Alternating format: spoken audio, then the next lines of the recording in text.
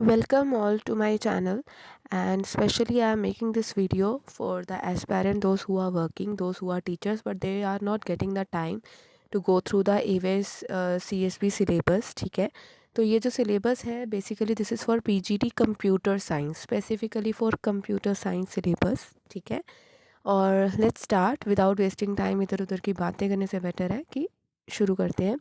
सबसे पहले चीज़ जो टाइम लिमिट है it would be 3 hours. 3 hours की होगी ये टाइम लिमिट, और जिसमें टोटल नंबर ऑफ़ क्वेश्चन आएंगे 200 question would be here, right. उसके बाद अगर बात करें सेक्शंस की तो देयर वुड बी 3 सेक्शंस. देखिए पहले मैं एक चीज़ क्लियर कर दूँ. क्या होता है कि एविस के जो CSB के जो पेपर हैं वो 3 सेक्शंस में डिवाइडेड है, that is PRT, PGT and TGT, right. तो जो PGT जो है, जो PGT के लिए अप्लाई जिन्होंने किया है, अगर उनका 50% क्वालिफाइंग मार्क्स आते हैं तो they will get the score card of PRT by default. ठीक है, बिकॉज मैंने भी 2017 में पेपर दिया था फॉर द PGT, तो मेरे कुछ यहीं अराउंड 50% मार्क्स ही आए थे and I got the score card of PRT. ठीक है, but this time I am going for PGT. Right, I am also working in army school. So let's start, and even I don't have time to do study also, but I will also complete this course in within 1 week. And if you like this video ना, तो please like करो, share करो, so that I will get to know कि हाँ अगर मैं lectures अपने prepare करूँ तो 1 week में उसका कोई fun होगा. So let's start. Section A है, सबसे पहले हमारे पास बेसिक है, GK एंड करंट अफेयर्स आएगा, जिसमें लेके चलो कि सीरियल नंबर 1 to 20 में जीके और करंट अफेयर्स होगा. अब ये जीके और करंट अफेयर्स कहाँ से आएगा, तो नेशनल लेवल करंट अफेयर्स पूछे जाएंगे, उसके बाद इंटरनेशनल इवेंट्स आएंगे, देन ग्लोबल लेवल आएंगे. तो ये 3 पार्ट्स आ गए हमारे basic GK and current affairs. इसके अलावा हमें कोई बुक नहीं पढ़नी है, कोई कुछ नहीं करना है कि हाँ भाई हम बड़ा ज़्यादा कंटेंट पढ़ रहे हैं. नो, बिकॉज करंट अफेयर्स पढ़ने का टाइम किसी के पास भी नहीं होता. There are some aspirants those who are preparing for the competitive exams, तो उनके लिए ठीक है.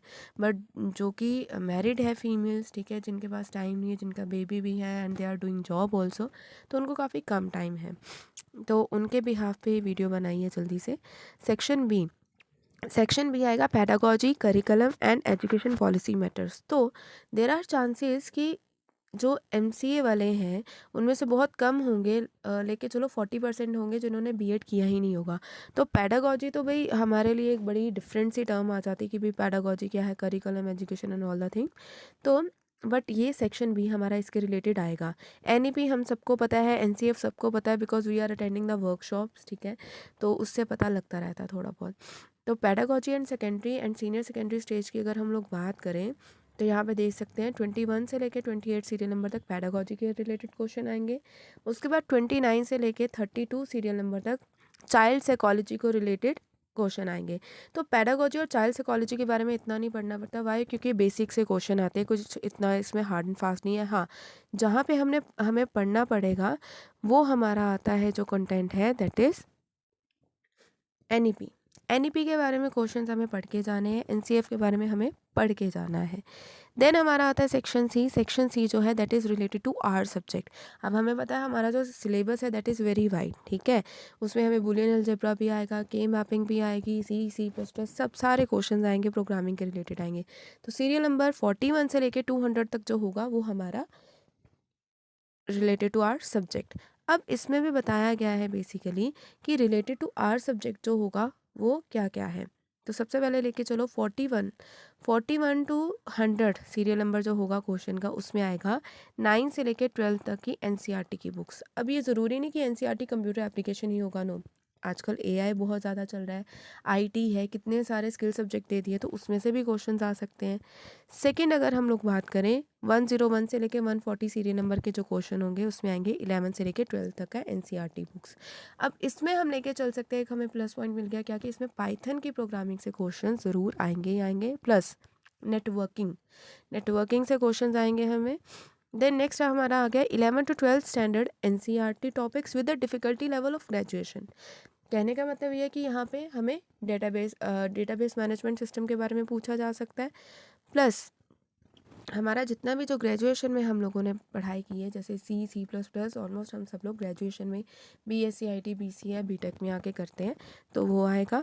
लास्ट जो हमारा आता है proficient level of subject knowledge based on 11-12 standard. Again 11-12 को लेते हुए ये डिफ़िकल्टी लेवल जो डालेंगे वो पोस्ट ग्रेजुएशन लेवल तक का। इट मीन्स कि जावा, डॉट नेट, मतलब प्रोग्रामिंग का जो बेसिक है वो कहीं से भी आ सकता है। डेटा स्ट्रक्चर से बड़े सारे क्वेश्चन हमारे पास आ सकते हैं।